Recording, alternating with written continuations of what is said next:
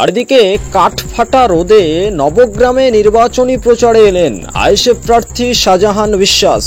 এ ছবি মুর্শিদাবাদের নবগ্রামের ছবি। সেখানে জঙ্গিপুর লোকসভা কেন্দ্রের আইএসএফ প্রার্থী শিল্পপতি শাহজাহান বিশ্বাস তিনি এলেন ভোট প্রচারে। কথা বলবো, বিস্তারিত জানবো, পুরো বিষয়ে নজর রাখুন। কাঠফাটা রোডে নবগ্রামে নির্বাচনী প্রচারে আইএসএফ প্রার্থী শাহজাহান বিশ্বাস। দেখুন সেই ছবি সবুজ বার্তা নিউজে। বুধবার জঙ্গিপুর লোকসভা কেন্দ্রে আইএসএফ প্রার্থী শাহজাহান বিশ্বাস নির্বাচনী প্রচার সারলেন মুর্শিদাবাদের নবগ্রামে। খাম চিহ্ন প্রতীক হাতে নিয়ে সোমবার তীব্র ব্যবধানে ভোট প্রচার করলেন জঙ্গিপুর লোকসভা কেন্দ্রের আইএসএফ প্রার্থী শিল্পপতি শাহজাহান বিশ্বাস।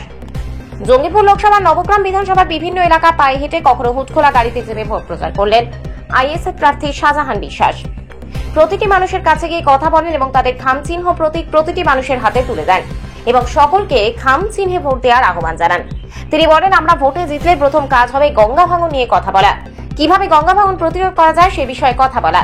তিনি আরো জানান, আমাদের আইএসএফ সুপ্রিম নওশাদ সিদ্দিকীর আদর্শ মেনে চলবো। তিনি কোনো দলের কাছে শিরদাঁড়া বিক্রি করেনি, আমরাও করব না, আমরা মানুষের কাজ করে যাব। জঙ্গিপুর থেকে রহমতুল্লাহর রিপোর্ট, সবুজ বার্তা নিউজ। কি কি ইস্যু নিয়ে আজকে আপনাদের প্রচার চলছে?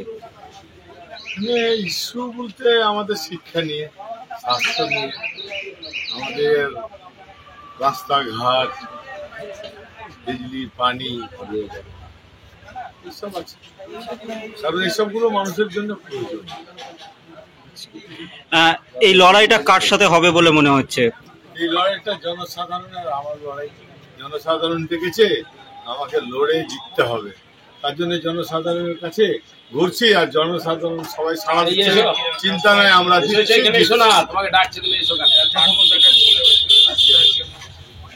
স্লোগান। আপনি বাস্তবে আছেন, যারা আমাকে চাইছিল তারা খুশি এবং তারা বলছে আপনি নিশ্চিন্ত থাকবেন। জঙ্গিপুর লোকসভায় খলিলুর রহমান একদিকে, আর একদিকে আসাদুল বিশ্বাস, অপরদিকে আপনি। এই যে ত্রিমুখী লড়াই মনে হচ্ছে, আবার অন্যদিকে মর্তুজা হোসেন। এই যে লড়াইটা কেমন হতে চলেছে? জনসাধারণের লড়াই,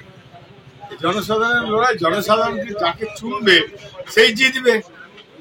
শীতের কথা, এখানে তো কোনো কাহানি লড়াই না। এখানে 16 জন আমাদের ক্যান্ডিডেট আছে, 16 জনের মধ্যে যে কোনো জিততে পারে। কিন্তু আপনি যেটা আমার সঙ্গে ঘুরে দেখলেন, সেখানে বাস্তবে কি পেলেন যে আপনি নিশ্চিন্ত থাকেন জিতছেন।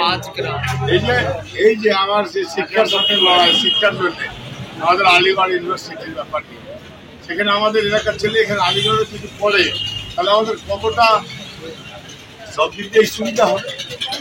আর এখান থেকে যদি আমাদের আলিগড় যেতে হয় দিল্লি, ইউপি, তাহলে কত দূর, কত ডিস্টেন্স, কত ব্যয় খরচ আছে।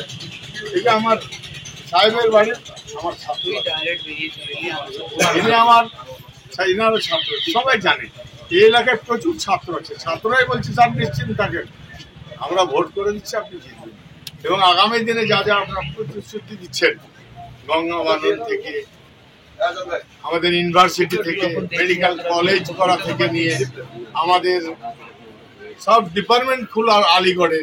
যেমন ধরেন সাধারণ বিএ পাস করবে, বিএসসি করবে, বিকম করবে, বিএসসি অনার্স নিয়ে পড়তে পারে, আপনার হিস্ট্রিতে অনার্স নিয়ে পড়তে পারে, জিওগ্রাফিতে অনার্স নিয়ে পড়তে পারে, বেঙ্গলিতে অনার্স নিয়ে পড়তে পারে, ইংলিশে অনার্স নিয়ে পড়তে পারে। সেইগুলো যদি আমাদের ছেলেরা পায় কত বড় সুবিধা হবে ভাবেন। সেই সুবিধাটা হচ্ছে না কেন এতদিন থেকে? কি অসুবিধা আছে সেন্ট্রাল গভর্নমেন্টের? তো আমাদের পশ্চিমবাংলার নয় ইউনিভার্সিটি, সেন্ট্রাল গভর্নমেন্টের। পশ্চিমবাংলার জমি দিয়েছে ভালো, সেন্ট্রাল গভর্নমেন্ট তো এটা করাতে হবে।